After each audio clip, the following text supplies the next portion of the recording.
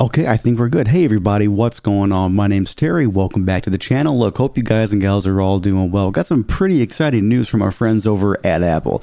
I use that term kind of broadly, but you know what I'm saying. So due to some pressure here from the EU government and all that stuff they got going on over there, first they forced Apple to introduce USB Type-C to their brand new iPhone 15, which in my opinion is a win for everybody.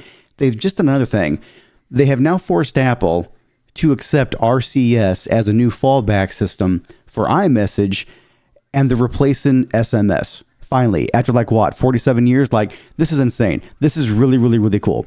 And it's kind of funny because a lot of people are crediting nothing with this because, as we all know, a couple of days or so ago, MKBHD put out a video about the Nothing Phone 2, I believe it is, and how Nothing has actually partnered up with a company called Sunbird, and that's also the same name of the app they create. And with this app, you can sign in to your Apple account with your Apple ID, and then you can use that Sunbird app to send iMessage on Android. But in my opinion, I really wouldn't use it. Don't get me wrong, whenever I had my S23 Ultra, I was in the beta for it, and for the most part, it did work. There were a couple things that were obviously broke because it was in beta. Actually, technically, I think whenever I first tried it out, it was an alpha. So naturally, it's going to be kind of broken and kind of, spotty here and there, But and at the time, I thought it was very cool. I thought it was a really cool piece of tech. I was like, wow, this is amazing. I can send my friend high resolution photos, videos now on my Android through iMessage. That's so cool. But the more and more I got thinking about it, personally, I deleted my account and I never touched it again. Because what happens is that whenever you sign into your account through that app, you sign in through your Apple ID and all that stuff. Whenever you go to your devices on your Apple account, you will see a random Mac Mini that got put on your account.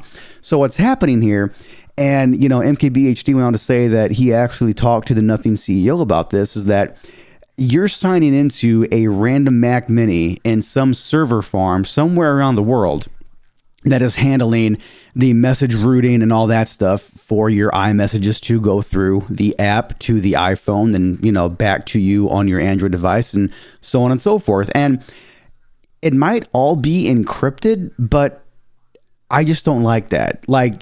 That's just like you going to someone's home, signing into their PC, and leaving it there with all of your stuff open. And yeah, again, it all might be encrypted and they technically might not be able to see it, but at the same time, though, we may never know who actually has access to that server farm of Mac Minis.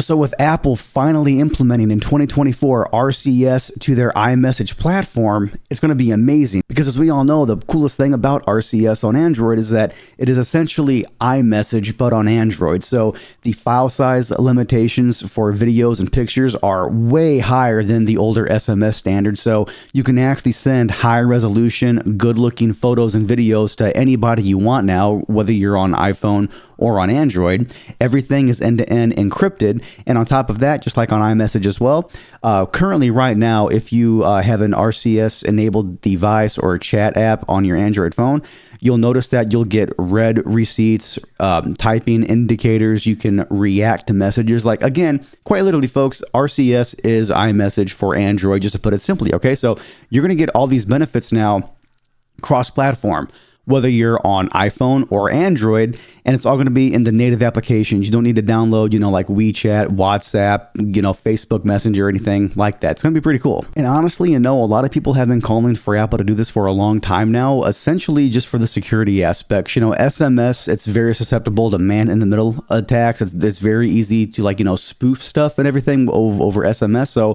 the fact that this is going to be, end-to-end and encrypted, all that jazz, that's going to be a lot safer for everyone involved. And on top of that too, didn't the EU do something to where in the new version of iOS coming out in the next few months or something that you'll be able to actually sideload apps on iOS now? That's also kind of a big deal if you ask me. But what do y'all think though, everybody? Is this a welcome change? Do you like it?